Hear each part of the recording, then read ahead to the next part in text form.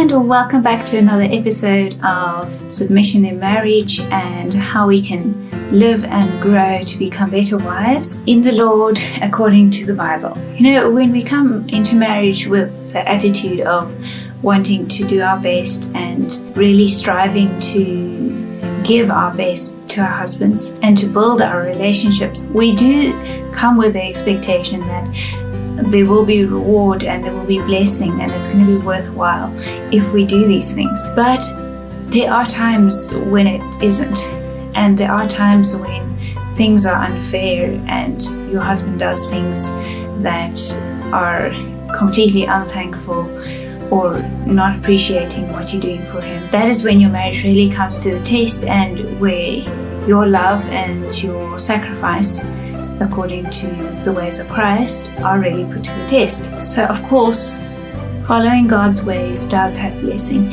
and being a biblical wife, a submissive wife, and a supportive wife has its perks and will reap a lot of benefits in your marriage. But we also have to be honest with ourselves and admit that we are doing this for ourselves as well. You know, there are selfish reasons why we want to put in the effort, and at least I know that's true for myself.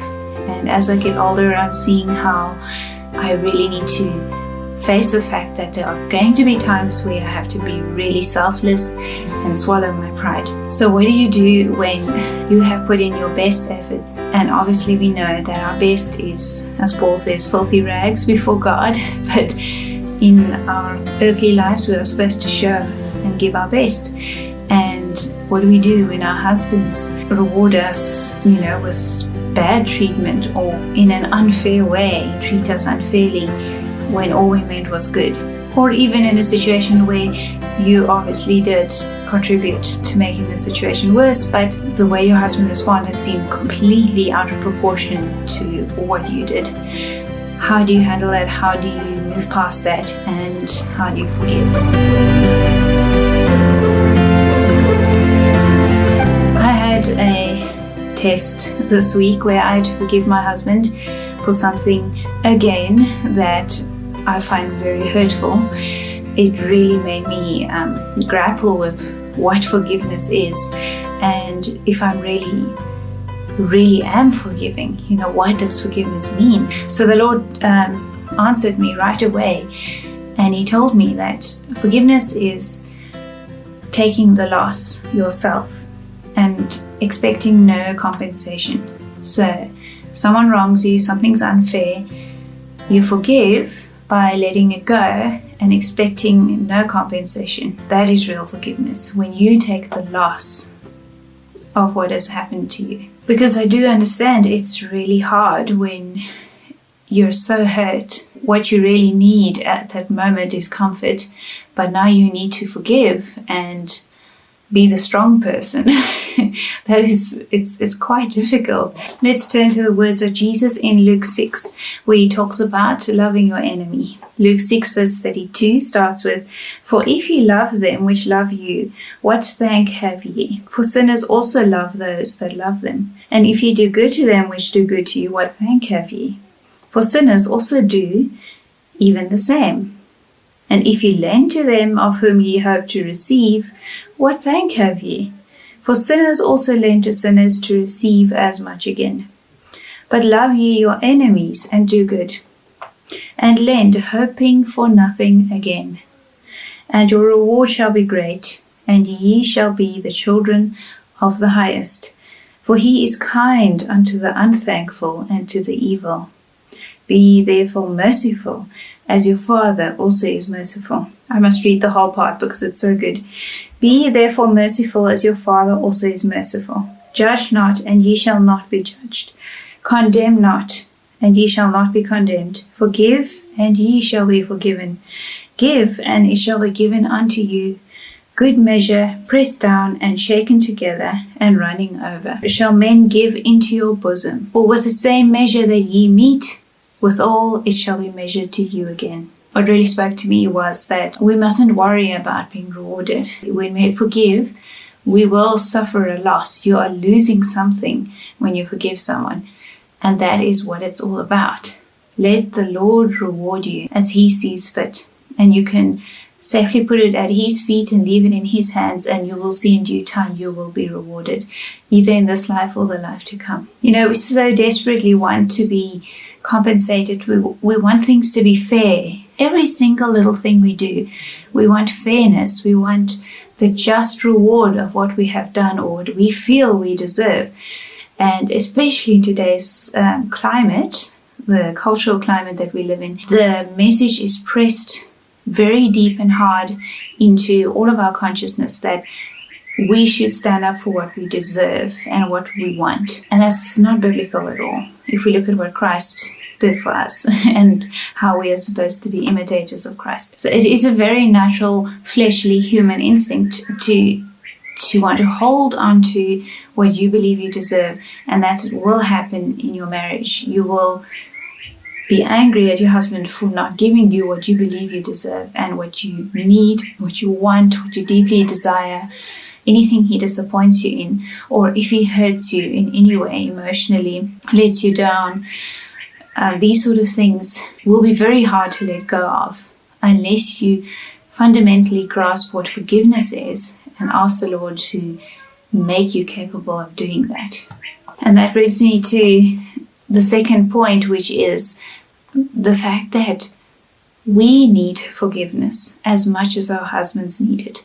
So in that moment where you are so angry and so bitter and overcome with hurt, remember how you also need forgiveness, and you rely on the grace of God every day, every minute. You wouldn't want God keeping score, keeping records. You wouldn't want to know that there's a limited amount of grace available for you, because that would put a lot of strain on you, and you would be disqualified. So we read from John 8 about the woman caught in adultery. And the scribes and Pharisees brought unto him a woman taken in adultery.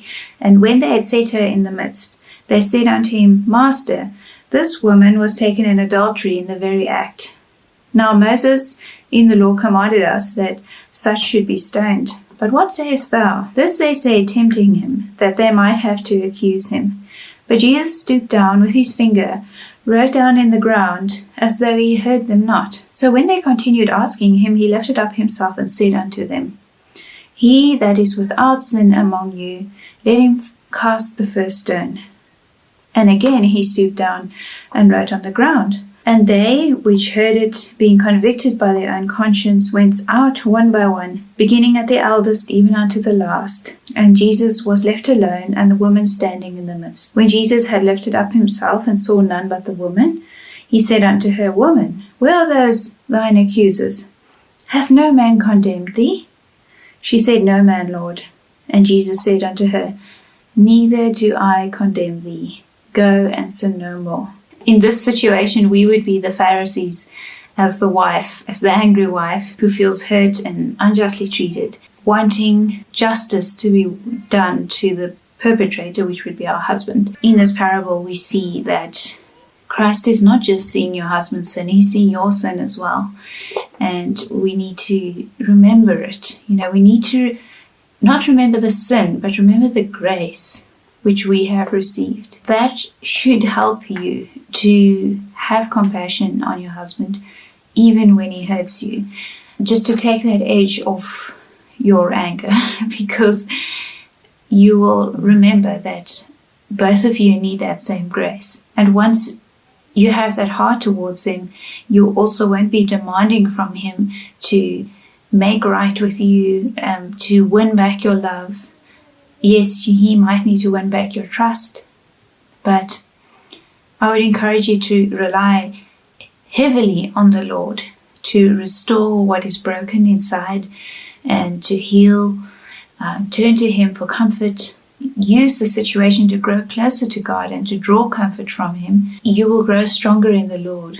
That is really the most important thing. I'll read you the parable of the debtor as well, which should help to drive the message home about forgiveness and the grace we get from God, and the grace we should show to one another. Because Peter asked Jesus, how many times should I forgive my brother? 7 times? And Jesus said to him, until 70 times 7.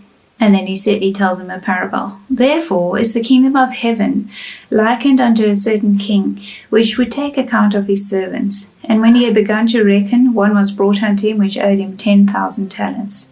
But forasmuch as he had not to pay, his Lord commanded him to be sold, and his wife and children and all that he had, and payment had to be made. The servant fell down and worshipped him, saying, Lord, have patience with me, and I will pay thee all. Then the Lord of that servant, moved with compassion, and loosed him, and forgave him the debt. But the same servant went out, and found out of his fellow servants, which owed him 100 pence. And he laid his hands on him, and took him by the throat, saying, Pay me that thou owest. And his fellow servant fell down at his feet, and besought him, saying, Have patience with me, and I will pay you all. And he would not, but went and cast him into prison, till he should pay the debt. So when his fellow servants saw what was done, they were very sorry, and came and told unto their Lord all that was done. Then his Lord, after that he had called him, said unto him, O thou wicked servant, I forgave thee all that debt, because thou desirest me. Shouldest not thou also have compassion on thy fellow servant, even as I had pity on thee? And his Lord was wroth, and delivered him to the tormentors, till he should pay all that was due to him. So likewise shall my heavenly Father do also unto you, if ye from your hearts forgive not every one of his brother his trespasses. So it sounds like it has an eternal repercussion. I'm not going to speculate too much, but there is a certain gravity to how much we forgive our brothers and sisters in Christ and other people, because we want the grace of God, but we don't want to extend it to others. So it's hard to let go of the things you really want or need very deeply, but it's also a great test of our walk in faith, trusting in the Lord and learning to let go. And really, for me, it's about learning to let go of everything I hold dear, or at least one of the things I hold very dear, and being put to the test, and knowing that I still put Christ first and I still follow him first. We need to turn to the Lord for our healing and to teach us how to forgive. So that's my message for this week. I intend to write something on the blog this week. I'm sorry I never did last week, but there is a lot of material to read over there. DustyDungareesblogspot.com. The link is in the description box below as well, where you can find a lot more encouragement and topics on very specific matters of the heart for married women. And I will catch you again next week. Thank you. Bye.